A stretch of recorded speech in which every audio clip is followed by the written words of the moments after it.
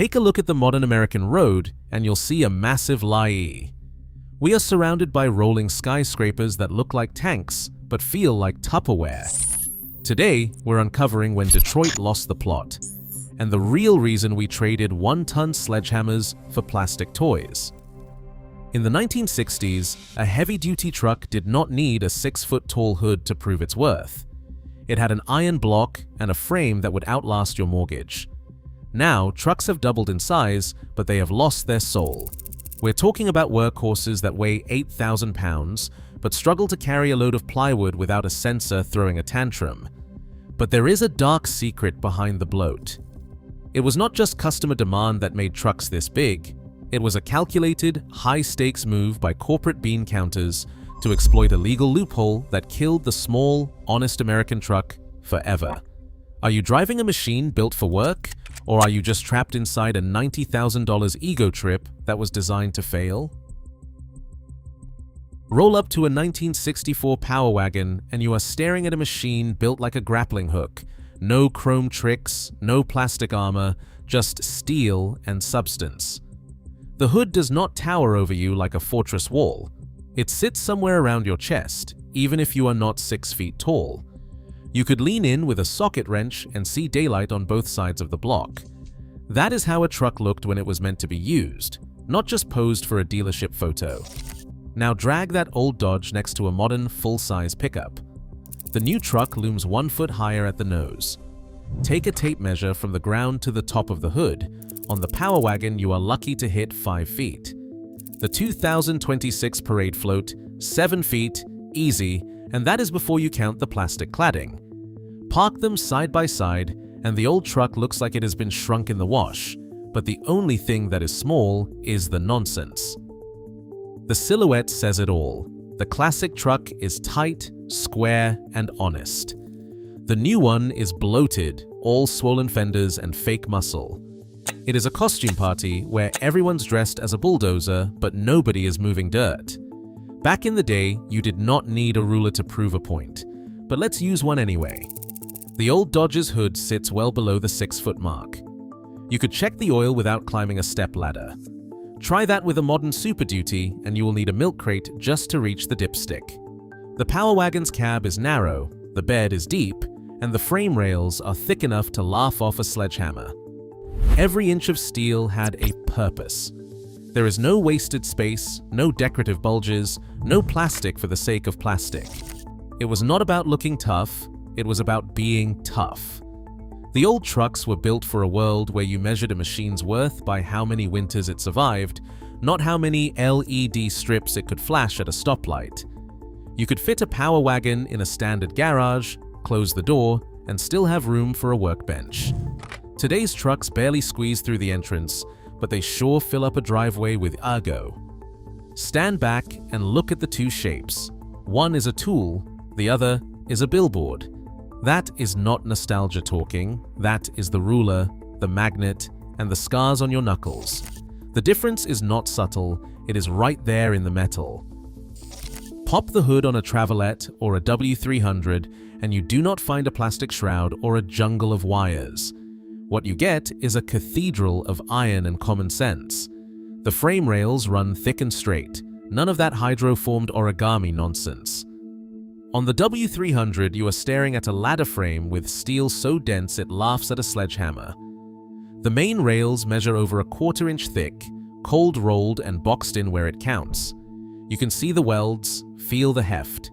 Drop a magnet anywhere and it sticks like a promise.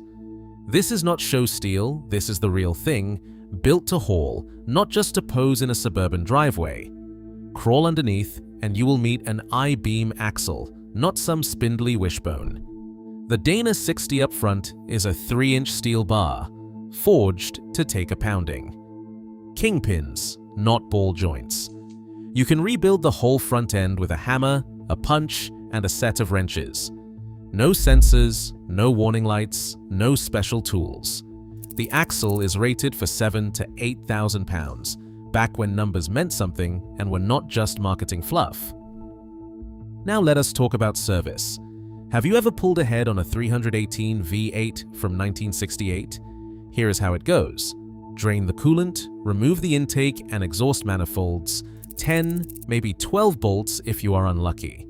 Pop the valve covers, loosen 16 head bolts in sequence, all half-inch, torqued by feel or by the book. 70, maybe 75 foot-pounds if you are fussy. No computer resets, no cab removal. You do not need to strip the whole truck just to get to the block. The hardest part is not dropping a push rod down the oil galley. Give it 4 hours and a pot of coffee, and you are back on the road. That is what serviceability looks like. The Travelette is the same story. Boxed frame, I-beam up front, cast iron block. You can pull the engine with a hoist and a buddy, no plastic clips to snap, no brittle harnesses to chase. The manual reads like a grocery list. Disconnect the battery, pull the radiator, unbolt the mounts, and lift. No hidden fasteners, no dealer-only procedures. Everything you need is in plain sight, and everything comes apart without a fight. What is the point of all this iron and simplicity? It is density, it is honesty. Every pound is there to do a job, not to meet a crash test or trick a fuel economy formula. These trucks were built for a world where you fixed what broke, not replaced modules or waited for a software update. When Detroit built a truck, it was a tool, dense, overbuilt, and ready for anything. Walking away from that kind of hardware was not just a design choice, it was a surrender, and for anyone who has ever turned a wrench, it still feels like a loss. Try explaining to a mechanic from 1970 that the reason new trucks keep getting bigger is not just because Americans grew taller or the loads got heavier. The real reason is buried in the footnotes of the Federal Register and the kind of math that only a government lawyer could love. See, it all comes down to a little formula called footprint. It sounds harmless, just wheelbase times track width measured in square feet. But that number? That is the golden ticket. The bigger the footprint, the easier the fuel economy target. The rules say a small truck has to hit a higher miles per gallon number, while a giant one gets a pass. So if you are an automaker, you do not need a better engine. You just need a bigger box. In 2012, the EPA and the NHTSA rolled out the modern footprint-based standard. They drew a curve literally on the compliance chart. On one end, a compact truck, maybe 40 square feet, staring down the barrel of a 35 or 40 miles per gallon target. Slide up to 65 square feet, and the target drops by 10, maybe 15 miles per gallon. The difference between a penalty and a handshake from the feds is just a few inches of wheelbase or a little extra width in the fenders. It is not about making a better truck, it is about making a bigger one, because the rules reward it. And here is where the credit game comes in. Automakers can bank credits for years, trade them between brands, and cash them in when they miss the mark. Build a few plug-in hybrids nobody wants? That is a multiplier, 6 credits for every one sold. Miss your target by a hair? Just borrow credits from last year, or buy some from the competition. The fine for missing the mark is not much. A few dollars per 0.1 miles per gallon per truck. It is cheaper to upsell a chrome package and tack on 2 inches of track width than to actually improve the hardware. You want to know why every new truck looks like a parade float? Why the hood is up to your chin and the bed rails block your view? It is not because the customer begged for a 7-foot hood. It is because a bigger footprint lets the company skate by with less efficient engines, more weight, and a fatter profit margin. The rules say the bigger the box, the easier the test. And Detroit has been playing that game with both hands on the tape measure ever since. Ask any engineer off the record, they will tell you straight, we build to the rule, not the road. And every time the rules move the goalposts, trucks get wider, taller, and heavier. Not because it is better for the driver, but because it is better for the bottom line. In 1964, the rules of the game changed with a single stroke of a pen. President Lyndon Johnson signed Executive Proclamation 3564, and with it, the so-called chicken tax landed like a sledgehammer on the US truck market. On paper, it was payback for Europe slapping tariffs on American chicken. In practice, it was a 25% tariff aimed straight at light trucks, especially the little workhorses rolling off ships from Germany and Japan. Volkswagen's Type 2 van, once a common sight at job sites and loading docks, vanished almost overnight. West German truck imports dropped from $5.7 million to a third of that in 1 year. The message was clear: foreign trucks weren't welcome, and Detroit's Big Three had the lot to themselves. But the chicken tax wasn't just about poultry or trade spats. Declassified White House tapes show Johnson had another deal cooking. He needed labor peace heading into the 1964 election, and the United Auto Workers wanted protection from Volkswagen's growing slice of the American pie. The tariff killed two birds with one stone: no more cheap imports, no more headaches for domestic automakers. Tariffs on potato starch and brandy faded away, but the 25% wall on light trucks stayed put, decade after decade. Toyota saw what was coming. By 1968, the Hilux had started to catch on in the US, but the chicken tax made it impossible to price against a Chevy or Ford.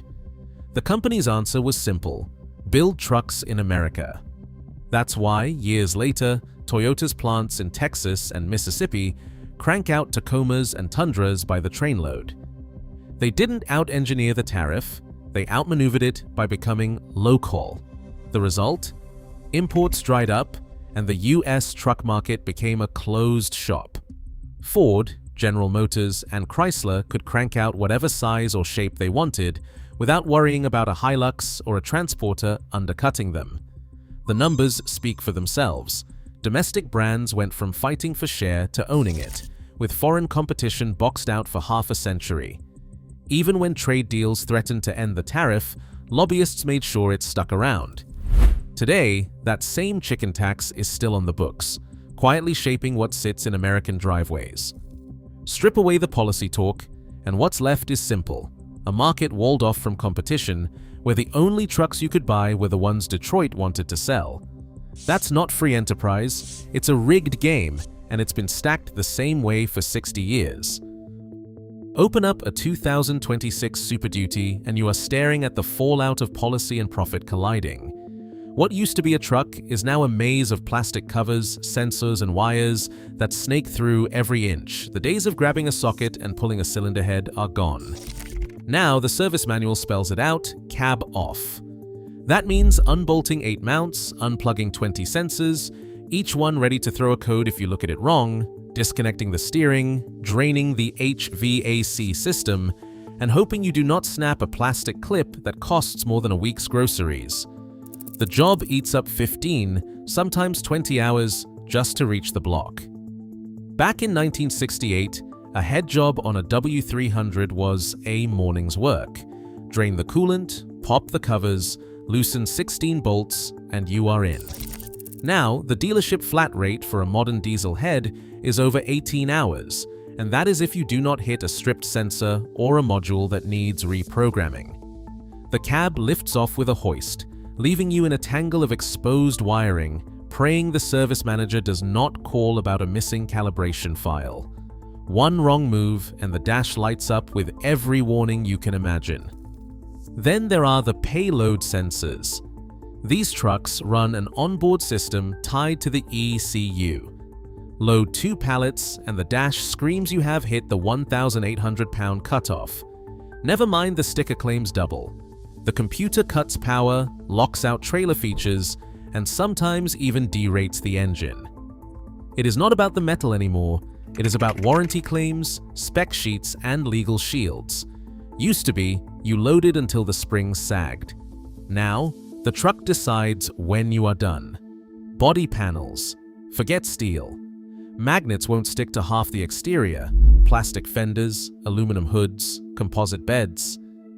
The old steel shrugged off abuse. This stuff cracks if you look at it sideways. Service bulletins pile up, replace, recalibrate, reprogram. Nothing is built to last or to be fixed without a scan tool and a credit line. What is left is not progress, it is a shell game. Policy loopholes made room for bigger trucks, and accountants filled them with plastic and gadgets. What disappeared was not just steel, it was the right to fix your own rig. If you are tired of trucks that act tough but fold like cheap lawn chairs, here is your resistance kit. Start with the payload to curb weight ratio. That is the old school litmus test. Divide the payload rating by the curb weight. If the number is not at least 0.35, you are not getting a real work truck, just a rolling billboard. A 1964 W300 could haul a full ton on a frame that weighed less than 2 tons. That is utility, not theater. Modern parade floats will brag about 4 tons of capacity, but check the fine print. Sensors cut you off at 1,800 pounds, and half the weight is plastic trim and sound deadening. Next, grab a magnet. No need for fancy tools, just a hardware store special. Walk up to the fender, the bed, the tailgate. On a real truck, that magnet sticks like it owes you money. If it slides off or clings like a nervous handshake, you are dealing with aluminum, plastic, or some science experiment. The old iron did not care about hail, tree branches, or gravel roads. It was built for scars, not for shine. Time for the stopwatch.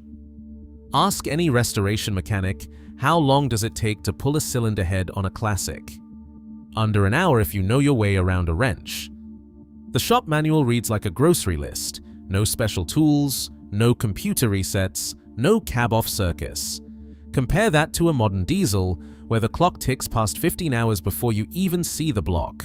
That is not progress, that is job security for the dealership. If you want a list of honest machines, start with the International Harvester Travelette, the Dodge W300, the Ford F250 from the days when the F stood for full frame. These trucks measure their worth in winters survived and loads carried, not LED signatures or fake vents. So here is your checklist. Ratio above 0.35, magnet test passes, stopwatch under an hour for a head job. If a truck flunks any of those, it is a toy, not a tool. Do not let the parade floats fool you. There is still real steel out there, you just have to know what to look for. These days, you need a computer science degree and a prayer just to change a fuel filter. Trucks that once felt like grappling hooks now play dress up as parade floats, big on swagger, thin on substance. Policy gave cover, profit called the shots, and honest work got buried under plastic. If you want something real, you'll have to build it yourself. Drop your thoughts in the comments. Let's hear from the folks still turning wrenches.